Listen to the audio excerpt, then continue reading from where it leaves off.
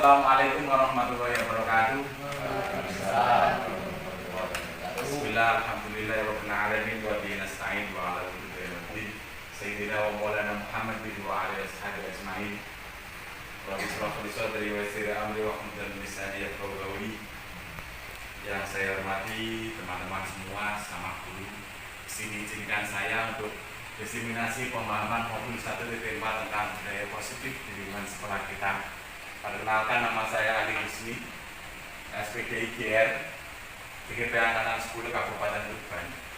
Saya dinas di SMA Negeri 1 Pelumpang. S1 pendidikan saya adalah biologi di UIN Sunan Kalijaga Jakarta. Saya mendapatkan SK sebagai guru PKBU di SMA Negeri 1 Pelumpang. Saya mengajar di SMA Negeri 1 Pelumpang mulai tahun 2009 sampai sekarang. Ya, kita akan mulai saja, jadi langsung nanti biar tidak terlalu lama. Ini ada beberapa pertanyaan pemantik, nanti satu atau dua orang saya minta pendapatnya. Setuju atau tidak setuju itu saja, dan disertai dengan alasannya. Yang pertama, hukuman dapat mendisiplinkan anak. Setuju atau tidak? Monggo mainnya teman-teman. Alasannya kenapa, Bu? Karena hukuman biasanya akan menimbulkan memberatkan siswa sendiri. Kemudian yang kedua, tidak akan memberikan pelajaran ataupun akan menjadi lebih baik bagi siswa. Oke, terima kasih. Yang kedua, Pak, gimana? saya Pak. Setuju hukuman? Setuju. Alasannya kenapa, Pak? Alasannya yang pertama, hukuman itu tidak hanya berupa fisik, jadi bisa mungkin yang sifatnya mendidik. Kalau misalkan anak diberikan hukuman untuk membuat sebuah karya, nah itu kan positif. Jadi yang negatif itu seperti fisik mungkin jadi yang berpengaruh fisik itu yang tidak diberikan. Tapi kalau yang hukuman itu yang sifatnya membangun, baik untuk kemajuan belajar anak, nah itu boleh dibaca. Menurut saya seperti itu. Oke, terima kasih atas masukannya dari Mas Yaka. Yang pertama, pendapat dari teman kita, hukuman itu tidak diperbolehkan karena nanti bisa menimbulkan traumatik yang bisa berlebihan. Yang kedua, hukuman boleh saja diberikan asal itu tidak bersifat siklis atau non-verbal. Nah, itu hukuman atau konsekuensi nanti kita akan bahas lebih lanjut. Jadi nanti ada hukuman, ada konsekuensi, ada restitusi. Itu nanti akan dimunculkan kepada siswa. Yang kedua, pemberian hukuman dengan hal positif seperti membaca atau membersihkan halaman sekolah dapat meningkatkan disiplin anak. Tidak pendapat, silakan Bapak Ibu. Yang kedua, membersihkan lingkungan. Jadi bisa itu bersifat membersihkan WC, membersihkan musola, atau sebagainya. Itu dapat meningkatkan disiplin anak. Setuju atau tidak? Setuju. Setuju. Yang ketiga, memberi penghargaan dapat meningkatkan motivasi belajar anak. Setuju atau tidak? Setuju. Setuju atau tidak? Setuju. Bagaimana jika penghargaan itu membuat anak mesti tergantung? Kalau tidak dikasih penghargaan, tidak belajar.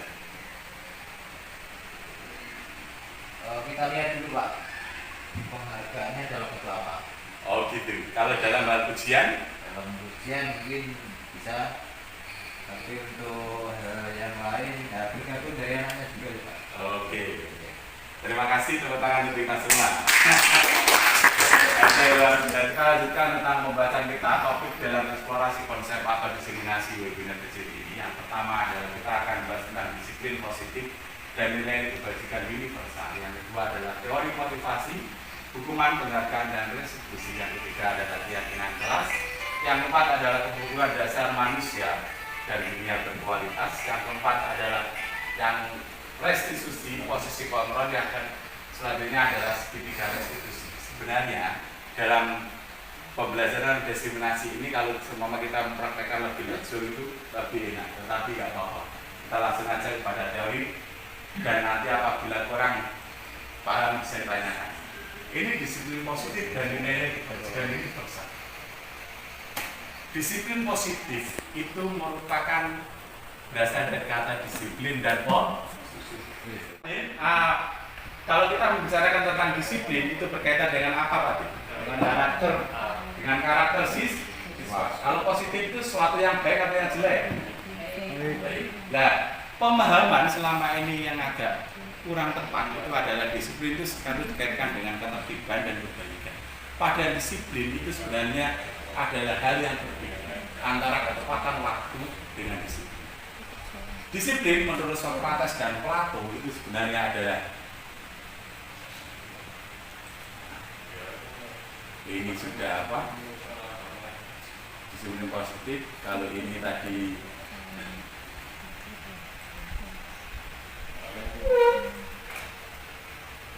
sebenarnya disiplin itu berasal dari kata disiplina yang artinya benar.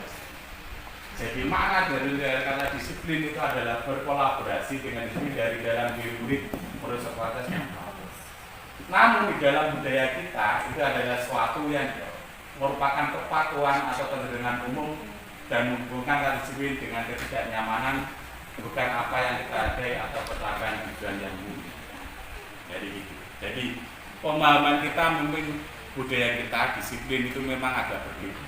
Jadi sebenarnya itu adalah disiplin adalah motivasi intrinsik di dalam diri siswa yang harus kita bangkitkan untuk membangkitkan tujuan yang mulia.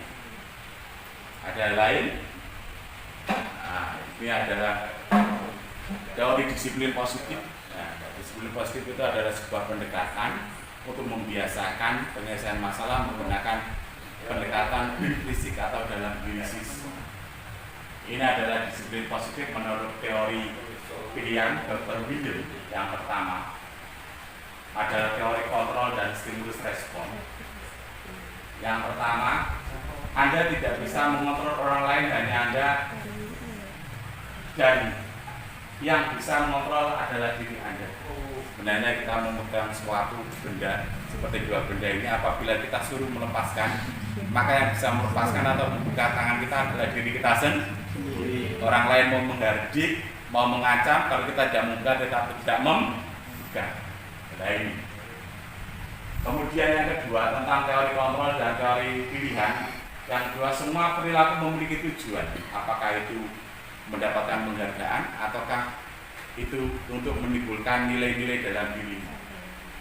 Ini adalah teori motivasi. Yang pertama untuk memberikan hukuman, menghindari hukuman. Yang kedua untuk mendapatkan imbalan. Yang ketiga ada untuk menghargai diri sendiri.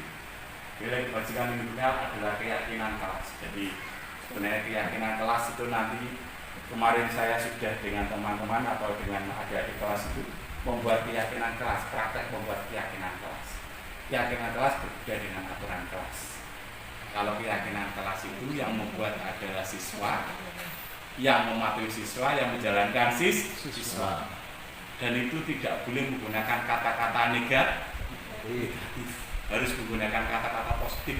Seperti dilarang merokok, itu tidak diperbolehkan, harus dari menjaga kesehatan. Jadi tidak boleh menggunakan seperti apa itu lari mengitari lapangan, itu tidak diperbolehkan. Jadi nanti ketika dalam hukuman dan restitusi itu, ketika dia melakukan atau menghilangkan barang, hukumannya itu mengganti barang itu. Tetapi apabila sudah dilakukan berulang kali, maka itu dikasih kesempatan untuk belajar di rumah. Namanya adalah merefleksikan diri atau kontemplasi diri, ada biasa. Ini disiplin positif. Selanjutnya adalah modal. Kita lanjutkan saja, ini disiplin sudah.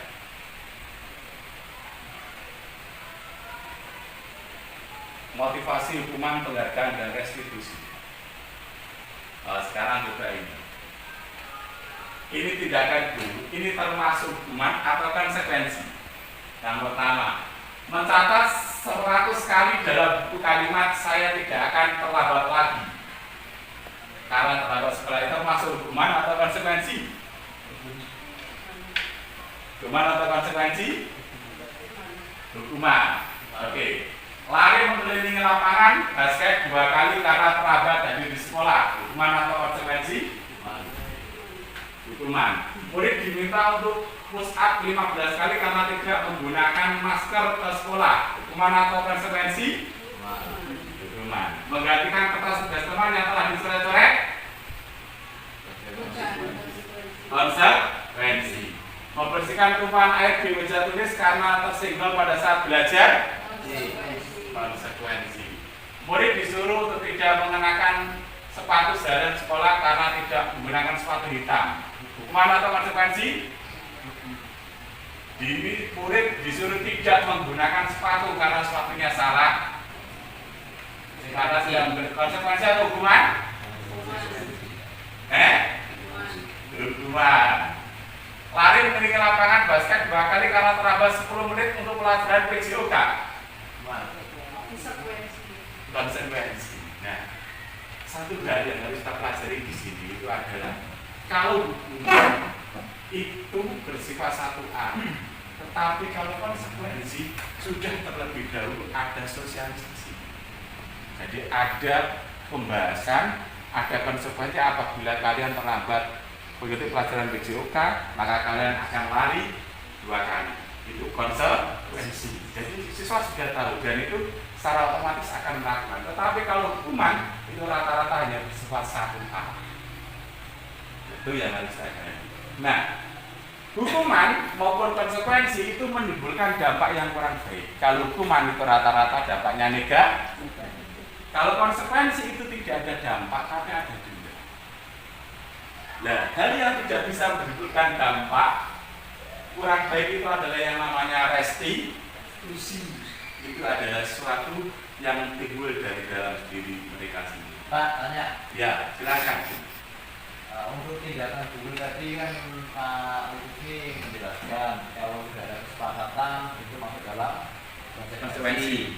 Nah, misal di dalam kelas itu ada sebuah kesepakatan jika tidak mengerjakan tugas maka anak misalkan menyalin sebanyak 100 kali seperti yang tercantum di itu tindakan itu paling atas. Tapi sebenarnya dari kesepakatan di kelas di kesepakatan kelas apakah masuk hukuman atau konsekuensi Pak? Kalau seumpama itu kita tinjau lebih jauh itu nanti akan masuk pada restitusi. Itu termasuk keyakinan di kelas dulu. Jadi kelas yang diimpikan itu nanti anak akan dapat membuat. Saya menginginkan kelas yang saling menghormati.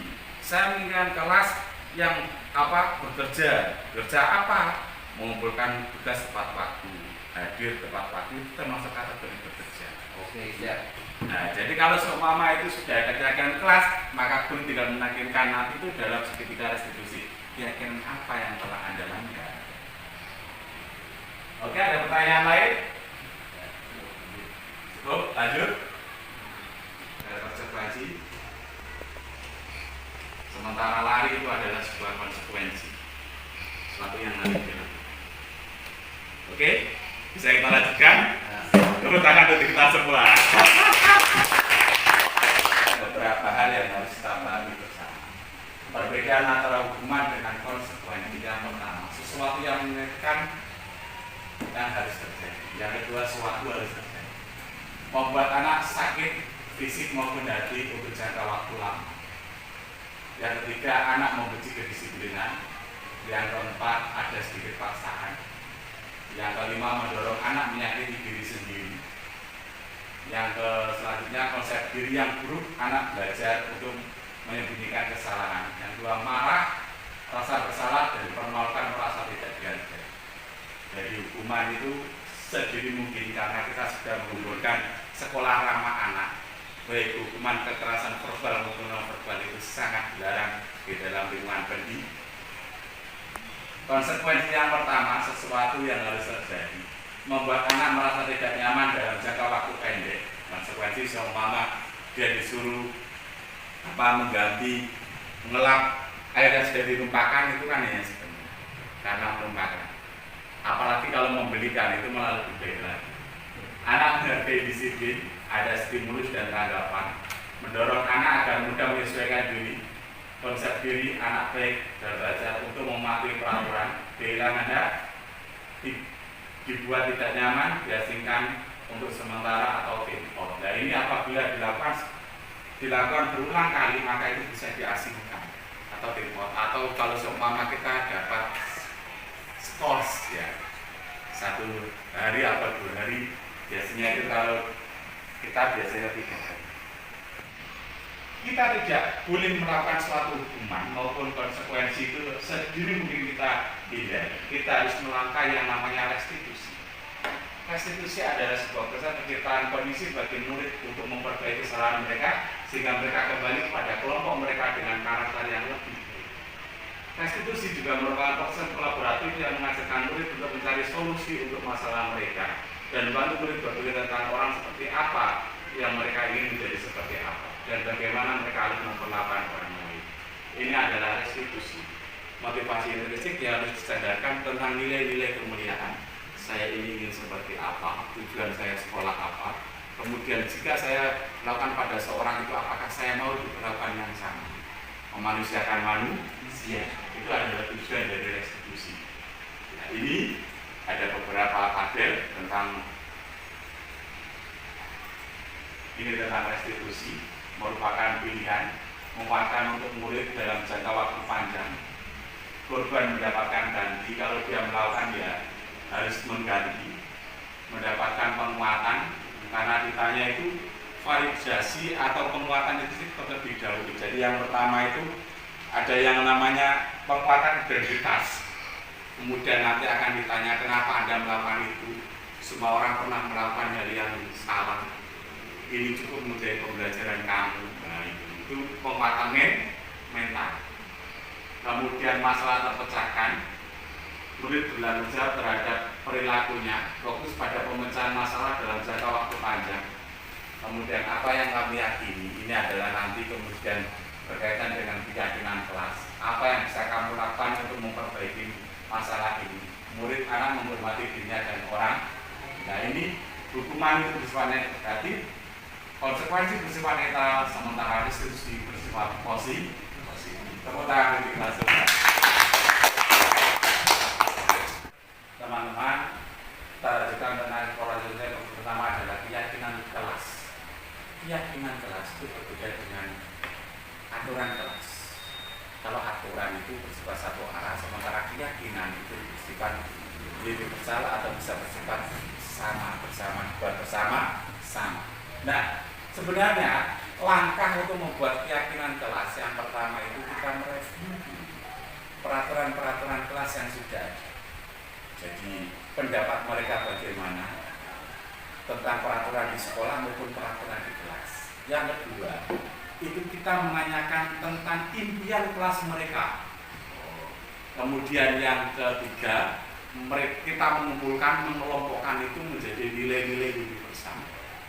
Jadi seumpama kelas bersih, humoris, ya, itu berarti menyenangkan. Jadi ada nanti bisa untuk menyenangkan dan bahagia. Kemudian kalau seumpama keselamatan, dia memakai masker, seumpama batuk harus menutup menggunakan tangan, itu termasuk Nah, setelah kita kelompokkan menjadi nilai universal itu, kemudian kita kumpulkan menjadi satu, menjadi keyakinan kelas, kemudian ditandatangani secara bersama-sama. Itu cara pembentukan keyakinan kelas. Ditandatangani secara bersama-sama, kemudian dilaksanakan secara bersama-sama. Tapi yang perlu diingat, jangan pernah ada konsekuensi denda bersifat material. Itu yang jadi. Contoh, siswa terlambat masuk disiplin, itu kan berarti bekerja masuk dalam pelajaran. Apabila terlambat denda 5.000 itu sangat tidak diperbolehkan. Jadi karena sekarang itu harus menghindari yang namanya uang jari. Seperti itu. Keyakinan atau peraturan. Yang pertama, selalu mengembalikan buku ke tempatnya. Keyakinan kelas atau peraturan kelas.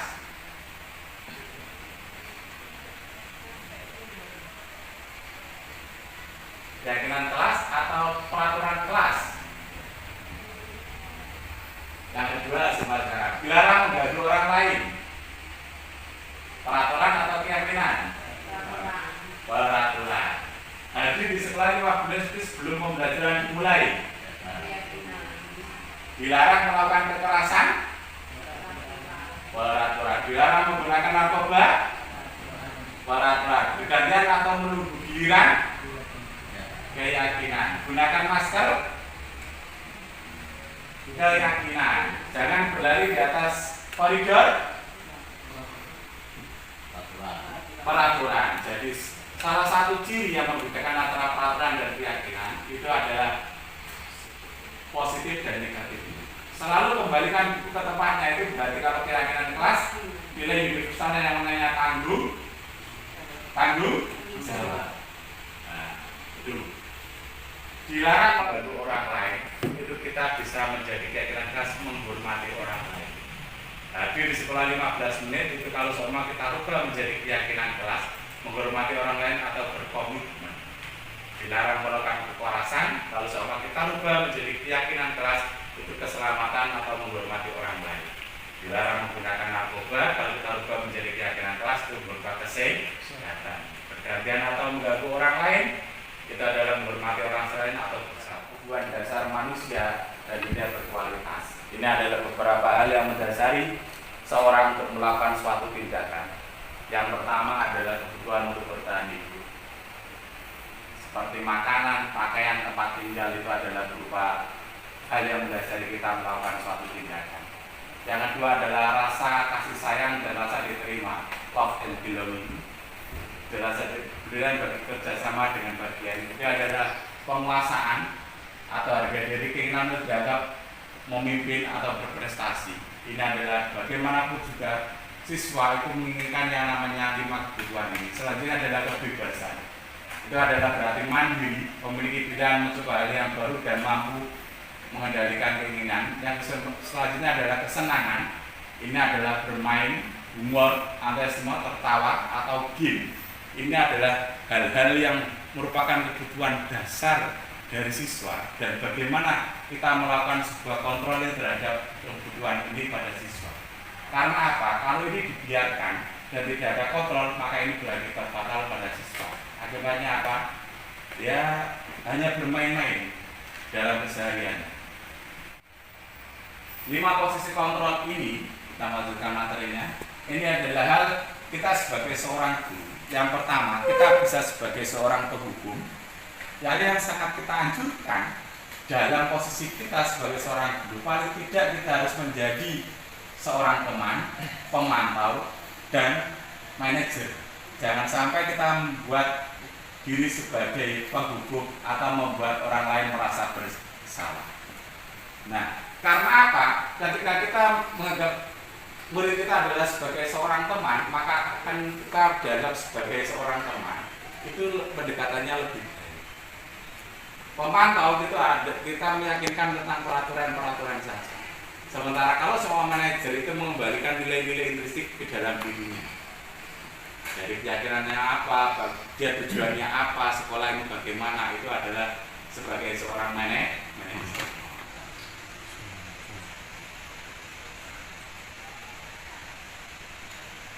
Coba ini, saya kecewa sekali dengan kamu.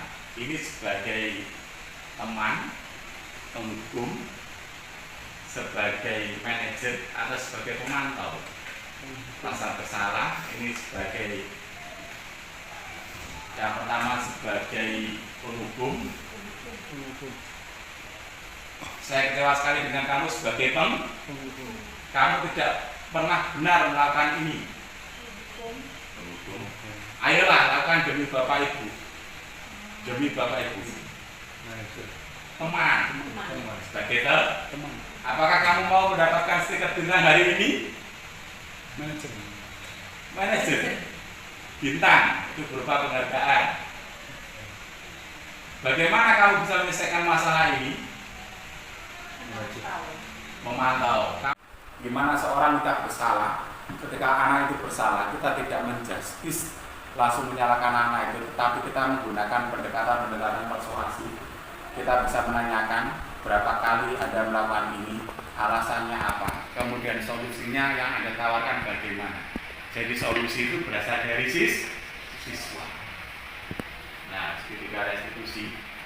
Segitiga restitusi itu ada 3 sisi. Yang pertama adalah menstabilkan identitas.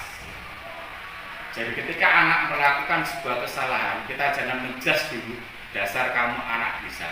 Saya akan coba untuk mengatur jadwal hidup saya. Tentunya seperti itu. Kapan Anda akan memulainya? Besok, Pak. Bisa dipercaya? Bisa. Lalu kita berikan pujian. Saya percaya sama Anda karena Anda adalah orang yang bisa dipercaya. Jujur dan bertanggung jawab. Berbuat salah itu hal yang manusiawi. Ini merupakan contoh pernyataan. Berbuat salah itu hal yang manusiawi, tidak manusia sempurna.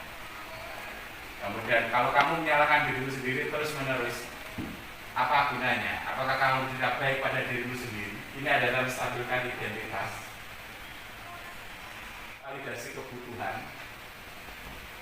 Jadi ketika orang itu melakukan suatu kesalahan, itu juga bisa dianggap suatu pembenaran bagi orang yang mengadilinya. Contoh, kamu sebenarnya bisa kok yang belum ada yang lebih dari ini. Itu sebenarnya bukan untuk kekejaman, tetapi untuk pendisiplinan. Contoh seperti itu. Itu adalah langkah awal untuk memvalidasi kebutuhan. Kemudian kita tanya, apakah tujuan kamu melakukan ini? Nah, kemudian seperti itu. Apakah kamu bisa melakukan dengan baik besok lagi? Apakah kamu akan mengulangi ini lagi? Oh tidak, Pak. Itu adalah memvalidasi kebutuhan. Tujuannya sendiri, tujuannya seperti apa? Apa nilai yang kita percaya di kelas atau sekolah kita? Nilai universitas apa yang telah kita sepakati? Kelas kau yang idealisme itu seperti apa sih? Ini adalah merupakan pernyataan-pernyataan nanti dijawab oleh siswa itu sendiri. Jadi kalau kita melakukan sebuah kesalahan, baik siswa itu melakukan kesalahan, kita paling tidak harus menggunakan langkah-langkah restitusi. Paling tidak, ya melakukan 3 hal tadi. Yang pertama, menstabilkan identitas, kemudian validasi kebutuhan, kemudian menanyakan keyakinan. Itu adalah beberapa hal yang harus kita pelajari bersama. Terima kasih atas waktunya dan tepuk tangan untuk kita semua. Terima kasih. Assalamualaikum warahmatullahi wabarakatuh. Waalaikumsalam.